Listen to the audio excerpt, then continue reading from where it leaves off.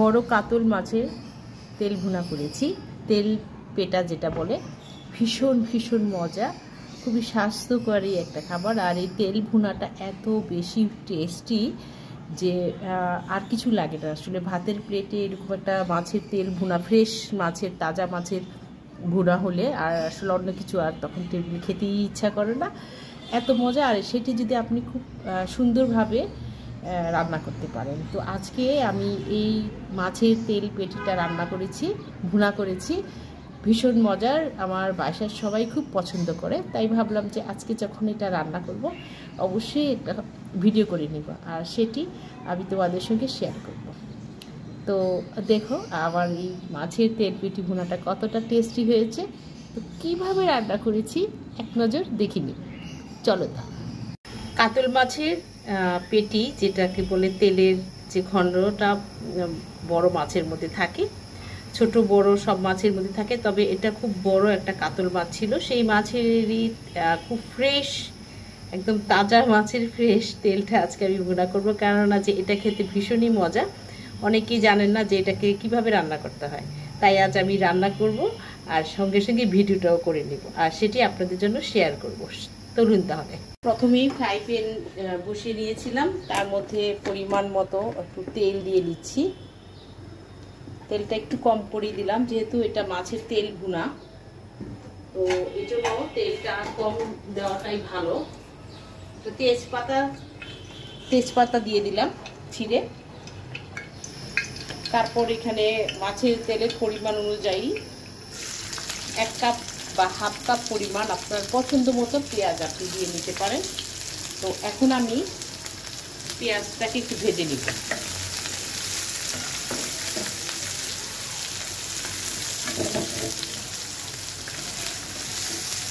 একটু স্বাদ মতো লবণ দিয়ে দিচ্ছি।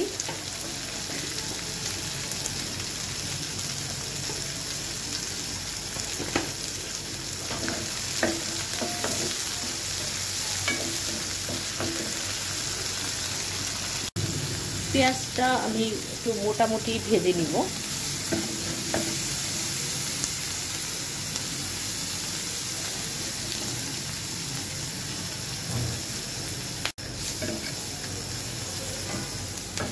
পেঁয়াজটা মোটামুটি ভাজা হয়েছে। এখন এর মধ্যে আমি 1 টেবিল পরিমাণ রসুন বাটা দিয়ে দিচ্ছি।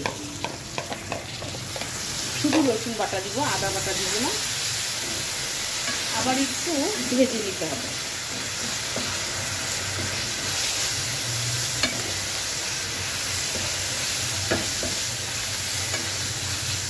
আর এই রুই মাছের বা কাতল মাছের তেল ভুনাটা খেতে ভীষণ মজা, আর এটা আমাদের শরীরের জন্য বা হার্টের জন্য অনেক ভালো।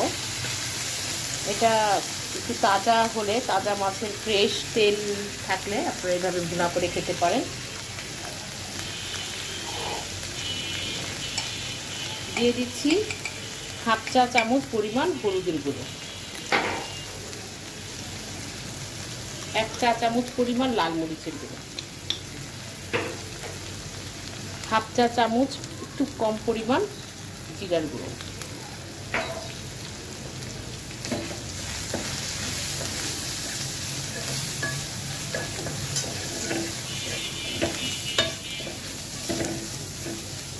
একটু পানি দিয়ে দিচ্ছি।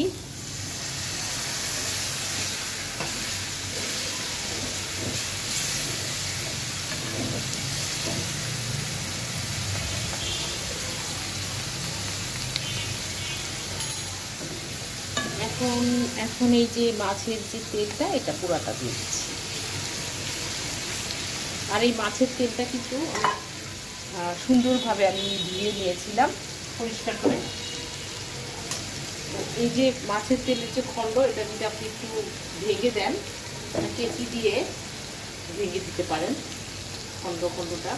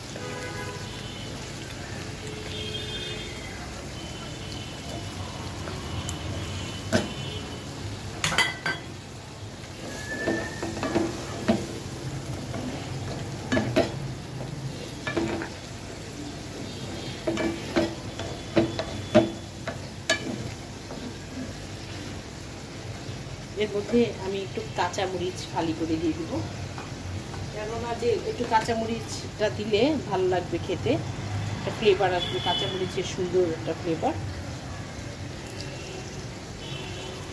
আসলে মাছের তেল ভুনাটা কিন্তু অনেক টেস্ট, অনেকে মাছের তেলটা ফেলে দেয়, কিন্তু আমাদের বাসায় রুই কাতল মাছের পেটিটা যদি ফ্রেশ হয়, তাজা মাছের হয়, সেক্ষেত্রে আমরা রান্না করে এভাবে ভুনা করে খাই। আবার অনেকে তরকারির মধ্যেও দিয়ে দেয়, কিন্তু আমার কাছে তরকারিতে দিলে একটা গন্ধ আসে, আমার কাছে ভালো লাগে না, তেলের গন্ধ আসে। তো আমরা মাছের তেলটাকে ঠিক এইভাবেই ভেজে রান্না করি, ভুনা করি।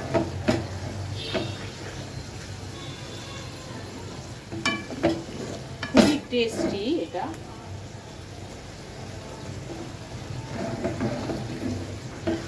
এখন আমি এটা ঢাকনা দিয়ে ঢেকে দিব। এই মাছের তেল ভুনা করতে যে অনেক মশলাপাতি লাগে তাও কিন্তু নয়। এই যে ঘরে থাকা যে আমরা দৈনন্দিন যে রান্না বান্না করি, আদা বাটা, রসুন বাটা, পেঁয়াজ, কাঁচামরিচ, হলুদ মরিচ, দারুচিনি না, জিরা গুঁড়ো, ধনিয়া গুঁড়ো, এগুলো দিয়েই এই মাছের তেল ভুনাটা করা যায়। তো এখন আমি এটা ঢাকনা দিয়ে দিব।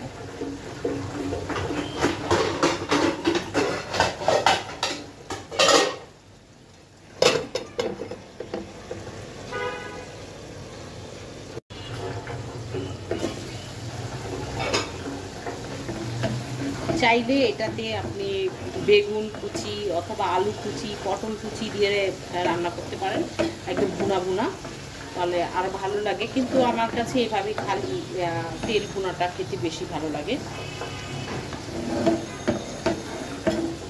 চাইলে আপনি দিতে পারেন বেগুন, পটল, আলু ছোট ছোট কুচি করে, একদম অল্প পরিমাণ। এ ধরুন একটি আলু বা দুইটি পটল বা একটি বড় বেগুনের হাফ, হ্যাঁ, একটু কুচি করে দিয়ে ভুনা করলে ভীষণ মজা লাগে।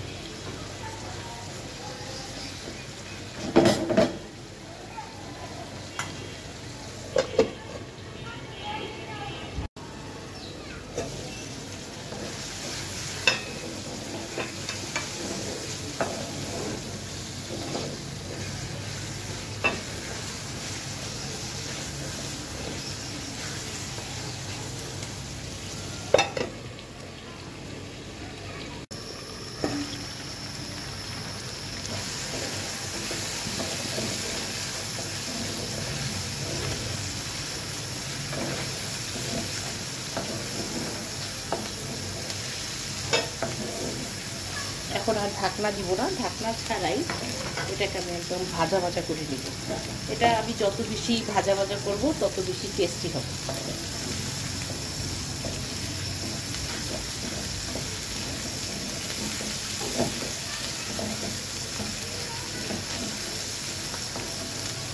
এখানে আর আমি কোনো মশলা অ্যাড করবো না, এখন শুধু ভেজে নেওয়ার পালা, শুধু ভাজা ভাজা যতটুকু পারি আমি এর মধ্যে একটা চামচের সাহায্যে এভাবে ভেজে নিই।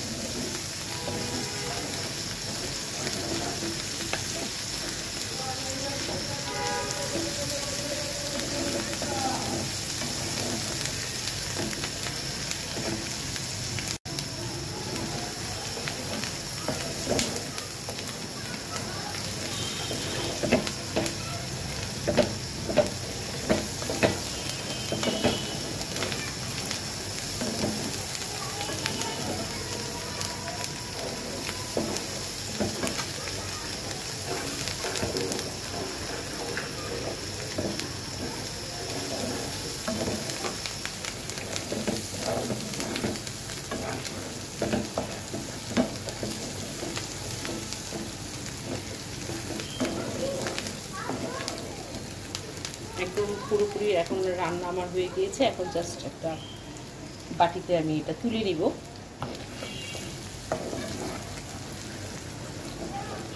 নিচে লেবু দিয়েছে, এটা একটু ভাজা ভাজা, বেশি ভাজা ভাজা করলে আবার এটা ড্রাই হয়ে যাবে, টেস্টটা নষ্ট হয়ে যাবে। একটা নির্দিষ্ট নিয়মের মধ্যে এটা রান্না করে তুলে নেব।